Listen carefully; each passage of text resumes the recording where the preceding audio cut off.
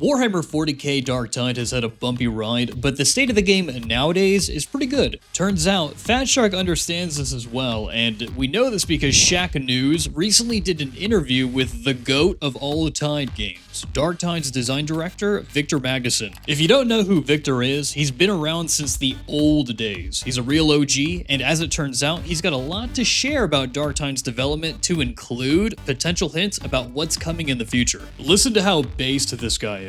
Well, so I think when we launched, at first people were really happy because they liked the gameplay, like they liked the base gameplay, they liked like the combat and they liked the missions.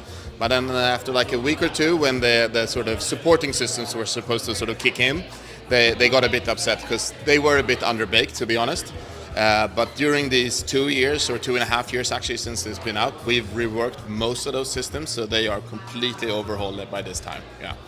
As you can see, Fat Shark was well aware of how the community felt during the launch of the game. To me, the fact that they reworked nearly every system we had on launch is an indicator that they keep their ear pretty low to the ground, especially in regards to feedback from the community. Speaking of feedback, let's hear how the Arbites was selected as the first class that we got. How do you guys go about deciding what you're going to pull from and insert into your game? Because there's so many options and everyone has their favorite. Yeah, it is a quite long process, to be honest. We look at lots of them. When we decided to do the Arbites, we had three different ideas on the shortlist.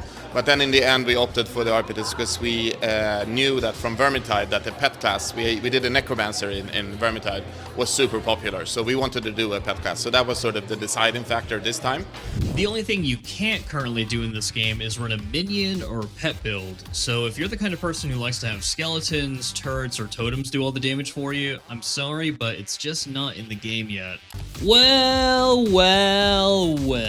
As you can see, great minds think alike. Not gonna say I was the sole advocate for a pet class in the game, but what I will say is you're welcome. What else you got for us, Victor? But we will be doing more classes in the future, and yeah, as you say, it is. There's a lot to choose from, so it's really hard to decide which one to do. You guys have a lot of weapons and tools and stuff like that. Do you guys look at the codexes and like kind of go, okay, so this gun's super powerful, this is what AP2 is? Like, do you guys look at that stuff when you're adding stuff into the game and try to make it as close to the codex right as possible? Yes, I currently have a codex on my desk back in Sweden. I won't tell you why, but I am looking at some stuff, yes.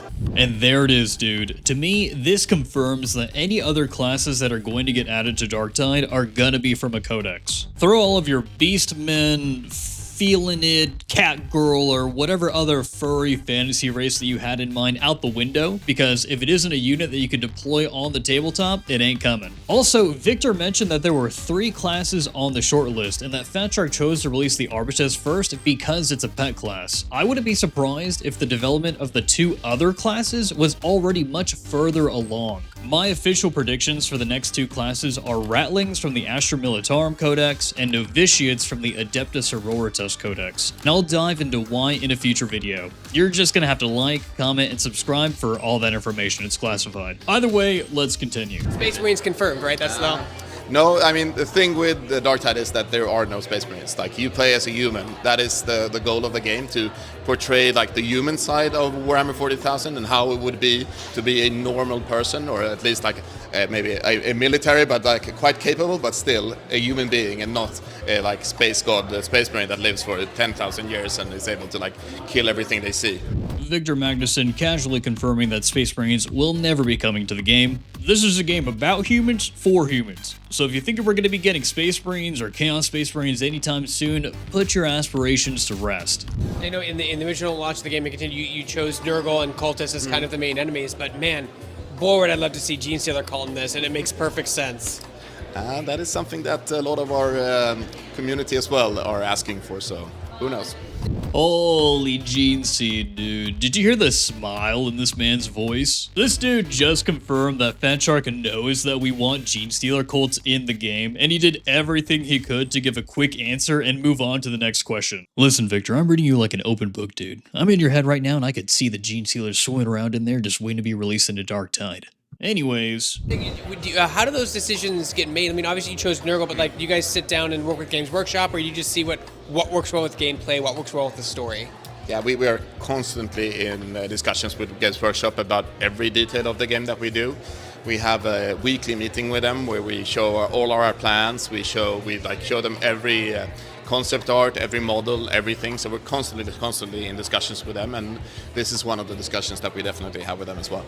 Right, for those of you who don't know, this is official confirmation that the developers have weekly meetings with Games Workshop. I'd imagine that every Warhammer game developer has to deal with this, and it probably slows down development time to a certain extent. Speaking of development, it's pretty clear that Fat Shark is experimenting with things behind the scenes that can potentially blow our freaking minds in the future. Take a listen. Like, you guys have that really cool anime AI system, which makes each playthrough differently, but man, I would love to see you guys try to do some procedural generated tile tech to make all the maps different every time you play. Have you guys discussed that internally?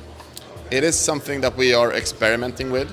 I'm not promising anything here. No, you're just testing. This is a test, folks. You're not. Exactly. But we have a team that are experimenting with all the new AI stuff that is coming out now and see how we could use it and what we can do with it. It's still so early on. We don't really know. Like everybody else, it's like we're sort of a bit wandering around, a bit blind at this new sort of technology that we are faced with. But we're definitely sort of poking at it and trying to figure out how we can use it in a cool way. Boom. Fat Shark sees what Helldivers 2 is doing, they see what other video game companies are doing with AI, and they want in on the action. Imagine logging into a Tide game and every week the experience is different. This can be something we never see, but I'm glad that Fat Shark is experimenting with something like this, or at the very least, looking into how they can incorporate AI in their development. Like at the very least, this could speed up development time so that we get bigger updates packed with more content every year. And let me just say that I love this interviewer dude. Shaq News is over here asking questions that everyone wants to know the answers to. So this is a lore question. With the implication of the Inquisition isn't doing hot with pulling of the Nurgle infestation on the planet, pushing the arbitraries to step in, could this mean that maybe gangers or upper hive mind will be more involved with attempting to stem the tide of the Mobian Six? Yeah. Maybe. No, I can't answer that, sorry. Anything is possible. Anything is possible, that is true. You know, off the table, if you could do anything, if time, money, and budget and approvals weren't a question, is there a specific weapon or class or faction you'd want to put in the game, and why? I definitely think if we had like unlimited budget and resources for a while, I would definitely do another faction. I think that's probably the first thing I would do, because I think the game is ripe for some new enemies. So yeah, that's where I would put my money. Yeah.